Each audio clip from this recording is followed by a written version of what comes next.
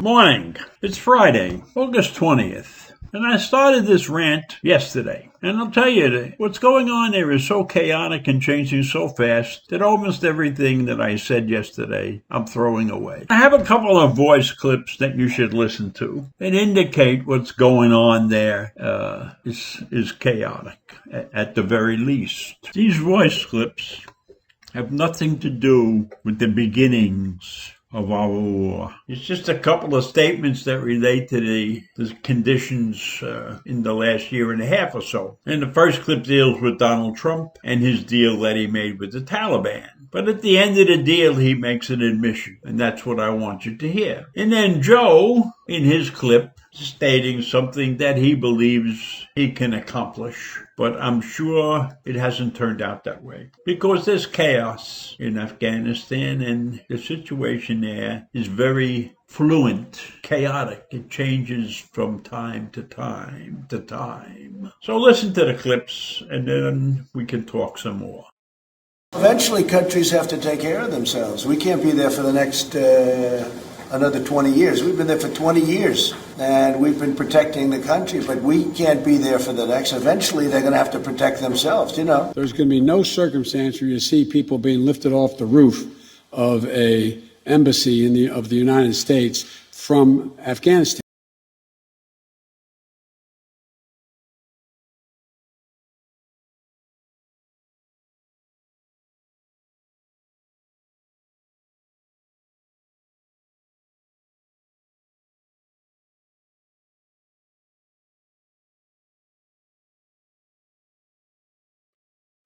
Donald made his statements right after he had concluded making a deal with the Taliban that they would stop supporting Al-Qaeda and several other terrorist organizations. And in that deal, he agreed to get the president of Afghanistan, Ashraf Ghani, to release 5,000 Taliban prisoners. And Ghani really objected to that, but he did eventually, under pressure from us, start releasing those prisoners. But that's a side issue anyhow. The real issue is that after Donald made this deal with the Taliban, he started withdrawing troops because part of that deal was reduce our troop presence from 13,000 down to 2,500 by a certain date, and then get out of the country on May 1st. And Donald adhered to that thing. Donald went ahead and did what he promised to do. He reduced the troops, got them down to 2,500 by January of 2021, right before Biden became the president. But the problem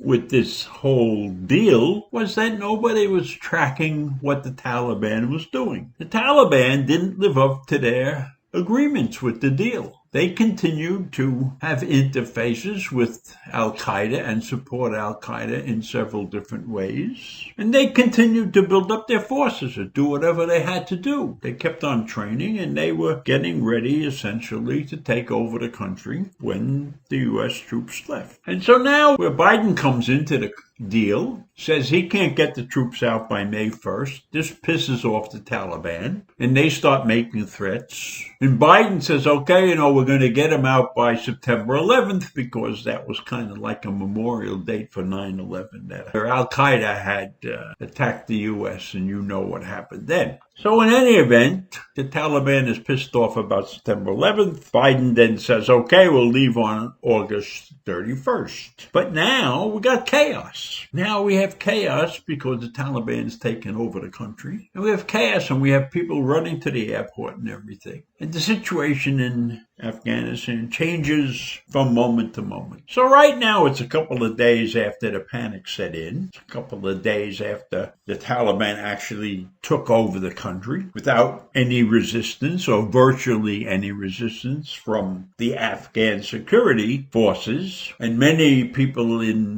not exactly in the know think that the security forces means the army, but it doesn't mean the army. The army is part of that group of people. It's part of the security forces. Security forces means the police and any other institution that happens to be in the law enforcement genre. So it's not the army. And it's not so then it's not 300,000 people in the army. Because I'm sure that we weren't training the police force as part of the security thing. And so I believe that, the Afghans basically weren't really ready to fight and weren't ready to assume a United States democracy in their country. They didn't believe in democracy because, face it, the Afghanis are a tribal country. They have groups of tribal leaders that run that country. They don't have anything that remotely resembles some form of centralized government. So it's very difficult for them to adhere to a democratic philosophy. Even though while we were there, things were much better for them in the sense that the women were allowed to go to school, burqas were not required. So in some way, shape, or form, our presence was helping them, but it wasn't really doing anything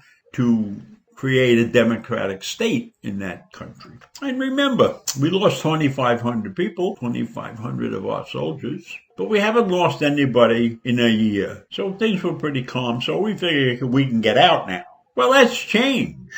With the Taliban sweeping through the country, that situation has changed. And now the latest is that we had to bring back 6,000 troops to protect the people at the airport so people could get out. And the getting out has been absolute chaos. People hanging on to planes and falling to their death and everything. And now, just recently, Joe has said his troops are going to stay there till every American gets out safely. And he's worried about the Afghan citizens who helped us during this period of time. But he didn't state that they were going to get out safely and that the troops were going to stay there to help them. And I don't know why he didn't say that. We should have said we're standing by those people, and we should have made some kind of accommodation for those people to hang out with the American citizens. But we didn't. All we said is that the Americans are going to get out, and the troops are staying there till the Americans get out. Now, that could change. The way this thing is going, that could change. Anything I'm telling you right now might not actually happen. So, I feel that this rant is important because it's trying to force you to visualize the chaos that's going on there, and that nobody knows what one hand is doing to the other hand. And maybe the only ones that have any real idea of what's going on there are the Taliban. And supposedly, according to things that Joe has said, that the Taliban has agreed not to interfere with the people who are trying to leave the country. They're perfectly willing to help people out of the country. Now, I don't know if that really means that they're going to let all the people who work for the U.S. out of the country. But apparently they have indicated that they will not obstruct anybody that's trying to get out of the country. Now, that could change, because there could be some guy that they want to get their hands on, and they don't want him leaving. But right now, Joe said they're cooperating. But when he was asked if they have changed their philosophy, if they're going to be a different people, he has said no, they will not be different. They are still going to be what they were. They're not prepared to abandon Sharia law or become anything that resembles what those of us would consider a civilized, decent government. That's where it stands right now. And keep in mind that it's a fluid situation that changes from second to second. So I'll see you in the morning. Bye.